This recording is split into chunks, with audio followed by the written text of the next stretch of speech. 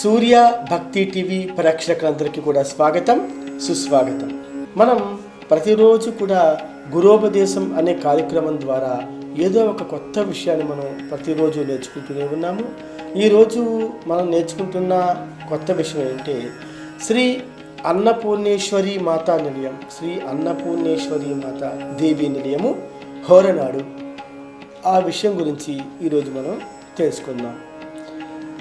అన్నపూర్ణే సదాపూర్ణే శంకర ప్రాణవల్లభే జ్ఞాన వైరాగ్య సిద్ధ్యర్థం భిక్షాం దేహి చ పార్వతీ. శ్రీ అన్నపూర్ణేశ్వరి దేవి మాత్రే నమో నమః. అన్నపూర్ణేశ్వరి దేవి ఆలయం హోరనాడు గురించి మనం ఈ గురోపదేశం కార్యక్రమంగా మనం ప్రత్యేకంగా తెలుసుకుందాం. అన్నము నుండే సమస్త జీవులు కూడా సృష్టించబడుతున్నాయి. కేవలం మనం ఆహారం ద్వారానే ఈ మానవ కోటి ప్రపంచమంతా కూడా బతుకుతోంది అన్నది సత్యం. సమస్త జీవులకు ప్రాణశక్తి అన్నము నుండే ఉద్భవిస్తుంది. ఆకలి ప్రాణశక్తిని క్షీణింపజేస్తుంది అన్నమాట. కనుక అన్నము, ప్రాణశక్తి, ఆకలి ఈ మూడు కూడా ఒకదానికొకటి అనుసంధానము కలిగే ఉంటాయి అన్నమాట. సమయానికి మనకి ఆహారము లభించకపోతే ప్రతి జీవి కూడా ఆ టైంకి అలమటిస్తూ ఉంటాయన్నమాట, ఆకలికి అలమటిస్తూ ఉంటారు. కనుకే అన్నము పరబ్రహ్మ స్వరూపము అని చెప్పేసి చెప్పుకుంటూ ఉంటారు. అయితే ఆకలి మనం రెండు రకాలుగా చెప్పచ్చు. మొదటిది శరీర పోషణకు సంబంధించింది, రెండవది పారమార్థికముకు సంబంధించింది. ఆహారమును రెండు రకాలుగా చెప్పుకోవచ్చు.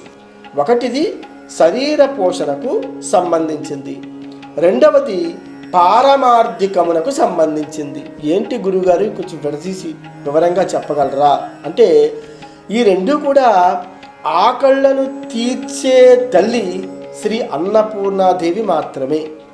అందుకే అమ్మను ప్రాణశక్తిని, జ్ఞానాన్ని ప్రసాదించమని మనం ఎప్పుడు కూడా శ్రీ కాశీ అన్నపూర్ణేశ్వరి దేవిని మనం వేడుకుంటూ ఉంటాం.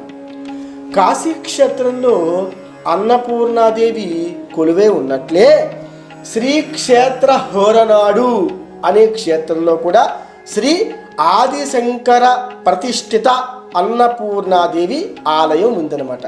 కాబట్టి ఆ ఆలయం యొక్క విశిష్టత ఏమిటి, ఆ ఆలయం యొక్క స్థల పురాణం ఏమిటి అన్న విషయమే మనం ఈరోజు గురోపదేశం కార్యక్రమంలో మనం ఈరోజు తెలుసుకుందాం. భారతదేశం అంతటా పాదయాత్ర చేసి ఎన్నో పీఠాలను స్థాపించిన ఆదిశంకరాచార్యులు ఒకసారి మార్గ మధ్యంలో ఒక చోట ఆగారట.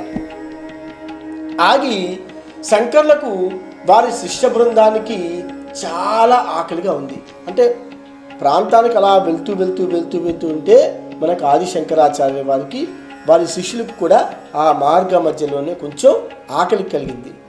పైగా అది ఒక దట్టమైన అడవి ప్రాంతం. ఎక్కడా కూడా ఆతిథ్యం ఇచ్చే గృహాలు కంటికి కూడా కనిపించట్లేదట. అయితే అప్పుడు శంకరులు ఏం చేశారంటే అన్నపూర్ణాదేవిని స్తోత్రంతో చేయగా, అన్నపూర్ణే సదాపూర్ణే శంకర ప్రాణవల్లభే జ్ఞాన వైరాగ్య సిద్ధ్యర్థం భిక్షాం దేహి చ పార్వతీ అని ఒక అన్నపూర్ణ స్తోత్రాన్ని అప్పటికప్పుడు ఆ అడవిలోనే ఆదిశంకరాచార్యులు మనస్ఫూర్తిగా ఆ అమ్మవారిని కొలిచిన వెంటనే ఒక 2-3 నిమిషాలలో ఒక పండు ముత్తైదువ రూపంలో వారిని సమీపించి ఒక ముసలిది, అయ్యా మీరు ఆకలితో ఉన్నట్లుగా ఉన్నారు, నాకు అలా అనిపిస్తోంది, మీరంతా కూడా మా గృహానికి వచ్చి మా ఆతిథ్యం స్వీకరించవలసిందిగా అని కోరి ప్రార్థిస్తున్నాను అని చెప్పినమాట. చుట్టూ దట్టమైన అడవి, ఎక్కడా ఒక గృహం కూడా కనిపించట్లేదు. అంటే ఆదిశంకరాచార్యులు ఆకలితో ఉన్నప్పుడు ఎప్పుడైతే శ్రీ కాశీ అన్నపూర్ణేశ్వరి దేవి మాత్రాన్ని కొలిచారో, ఆ స్తోత్రాన్ని భక్తితో పఠించారో, అప్పటికప్పుడు వెంటనే వచ్చింది సాక్షాత్తు అన్నపూర్ణేశ్వరి దేవి మాత్రమే అని ఆదిశంకరాచార్యులు వెంటనే అనుకున్నారు. అంటే శంకరాచార్యులు వారి శిష్యులు ఆ ముత్తైదు గృహానికి వెళ్ళగా అక్కడ పంచపక్ష పరమన్నాలతో షట్రోసపేతమైన ఒక చిన్న అన్నము అందరికీ సమానంగా ఆ ఆహారాన్ని పెట్టబడింది అనమాట. అంటే శంకరులు ఆవిడ శ్రీ అన్నపూర్ణాదేవి మాత్రం తప్ప మరొకటి కాదు అని గుర్తించి మరులా ఆ అమ్మవారికి ఆ స్తోత్రాన్ని చేసి అమ్మవారిని అక్కడే కొలువే ఉండిపో అని ప్రార్థించారట. ఎప్పుడైతే అలా ప్రార్థించాడో అన్నపూర్ణాదేవి బంగారు ప్రతిమమై అక్కడ శాశ్వతంగా ఈ శంకరాచార్యుల వారి యొక్క కోరిక కాదనలేక అక్కడే ఎక్కడైతే ప్రదేశంలో శంకరాచార్యుల వారికి వారి శిష్య బృందానికి కాశీ అన్నపూర్ణేశ్వరి మాత కడుపు నింపిందో అక్కడ ఒక బంగారు ప్రతిమలాగా అక్కడే స్థిరంగా ఉండిపోయిందనమాట. అదే నేడు మనం చెప్పుకుంటున్న హోరనాడు శ్రీ అన్నపూర్ణేశ్వర స్వామి వారి మాతవారి దేవాలయము. ఇక్కడ అమ్మవారిని మనం దర్శించుకుని ప్రసాదం స్వీకరిస్తే వారికి ఈ జన్మలో అన్న ప్రసాదాలకు లోటు ఉండదు అని చెప్పేసి జనమందరూ కూడా చెప్పుకుంటున్న విధి అనమాట.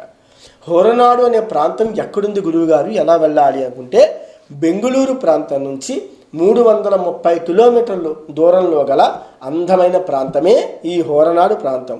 మనం బెంగుళూరు చేరుకుని అక్కడ నుంచి మళ్ళీ 330 కిలోమీటర్లు వెళ్తే చాలా అద్భుతమైన అందమైన ప్రదేశమే ఈ హోరనాడు.